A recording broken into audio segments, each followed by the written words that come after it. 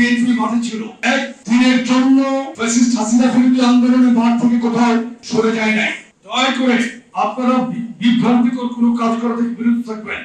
গতকালকে বক্তব্যে উনি সবচেয়ে মূল্যবান এই কথাগুলো বলেছেন।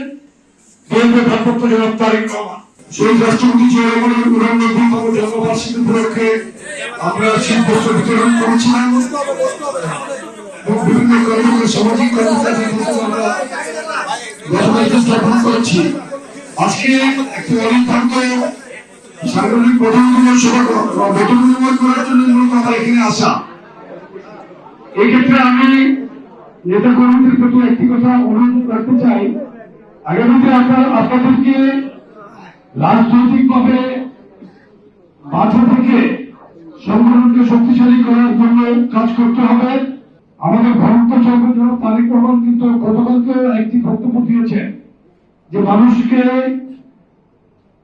মানুষের পাশে থাকার জন্য যে বিএনপি বারবার যে চেয়ারম্যান সাহেব বার্তা দিচ্ছেন সেটাকে কিন্তু আপনাদের মানতে হবে, অবশ্যম্ভাবীভাবে অবশ্যই মানতে হবে। এই কারণ আগামী নির্বাচনে আমাদেরকে জনগণের কাছে যেতে হবে, ভোটের জন্য যেতে হবে এবং মানুষের পাশে থাকার কথা বলেছেন কিন্তু ভারপ্রাপ্ত চেয়ারম্যান মহোদয়।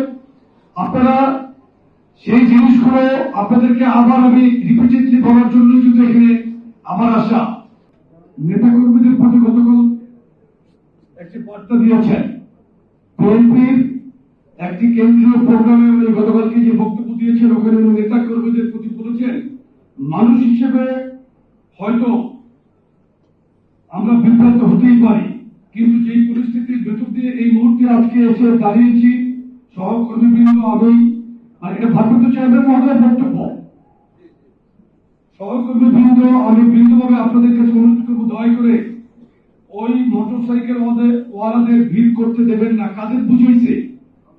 যারা সিদ্ধান্ত অমান্য করতে চায়, যারা দলের মধ্যে বিশৃঙ্খলা করতে চায়, তাদের মানে পার্টির সিদ্ধান্ত অবশ্যই মানতে হবে, দল করতে হবে। দয়া করে আপনারা বিভ্রান্তিকর কোনো কাজ করা থেকে বিরত থাকবেন। গতকালকে বক্তব্যে উনি সবচেয়ে মূল্যবান এই কথাগুলো বলেছেন বিএনপির ভারপ্রাপ্ত জনাব তারেক রহমান। আমি আপনাদেরকে একটি কথা বলতে চাই, সেটা হলো যে পরিবর্তিত পরিস্থিতিতে এই যে বাংলাদেশের ফ্যাসিস্ট হাসিনা বিরোধী যে আন্দোলন, এই আন্দোলনের বিএনপি 15.5 বছর কিন্তু বিএনপি মাঠে ছিল। নেতৃত্ব দিয়েছিলেন বিএনপির ভারপ্রাপ্ত চেয়ারম্যান জনাব তারেক রহমান। বিএনপি একদিনের জন্য কিন্তু মাঠে যায় না। আজকে যারা বিভিন্ন ধরনের বক্তব্য দিচ্ছে কিছু কিছু রাজনৈতিক দল, তারা কিন্তু মাঝে মাঝে মাঠ থেকে উদার হয়ে যেত। বিএনপি একদিনের জন্য ফ্যাসিস্ট হাসিনা বিরোধী আন্দোলনের মাঠ থেকে কোথাও সরে যায় নাই।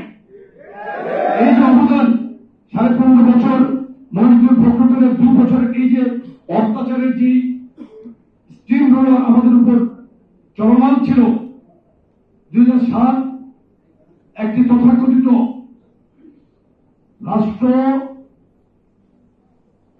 সংস্কারের কথা বলে যে তৎকালীন সময় মহিউদ্দিন ফখরুদ্দিন যে 1-11 সৃষ্টি করেছিল, ওই সময় থেকে শুরু হয়েছে বিএনপির উপর নির্যাতন। ওই সময়ের নির্যাতনে আমাদের ভারপ্রাপ্ত চেয়ারম্যান জনাব তারেক রহমানের স্পাইনাল কর্ড মেরুদণ্ড ক্ষতিগ্রস্ত হয়েছিল। অত্যাচারে নির্বাচন মামলা, অত্যাচারে জীবন নাশের হুমকির মধ্যে পড়ে উনি বাংলাদেশ থেকে নির্বাচনে যেতে বাধ্য হয়েছিলেন। আজকে 17.5 বছরের অধিকার উনি নির্বাচনে আছেন, কিন্তু বিদেশে থেকে 3 রাত পরিশ্রম করে দলকে কঠোর পরিশ্রম করে কিন্তু আজকে বাংলাদেশের বিএনপি একটি শক্তিশালী রাজনৈতিক দল এবং জনপ্রিয় রাজনৈতিক দলের শীর্ষ অবস্থানেই কিন্তু বাংলাদেশের বিএনপির অবস্থান। তো এটা ধরে রাখার জন্য আমাদের কিন্তু দায়িত্ব আছে না?